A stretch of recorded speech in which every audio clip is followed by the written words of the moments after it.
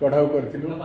ये चढ़ाऊ समय आमे तांकर गोटे 3 महला कोठा मालकानगिरी जयनगर में पाइलु, जार मूल्य 2 कोटी रु अधिक टंकार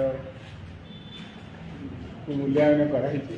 ता बादे तांकर मालकानगिरी में 6टा प्लॉट आउ माथिली में 2टा प्लॉट, 2टी कार माने गोटे हुंडाई ओरा आ गोटे मारुति स्विफ्ट डिजायर आउ अन्य जहाँ तांकर संपत्ति आउ बैंक एवं शेयर रे इन्वेस्ट करथिबा प्राय 25 लाख टंका जमा पाइथिलु। ये सब मोर हिसाब किताब करी तांकर इनकम एक्सपेंडिचर इत्यादि कैलकुलेशन करिया परे आज आम पाइलु जे सी आय ठारू 444% अधिक संपत्ति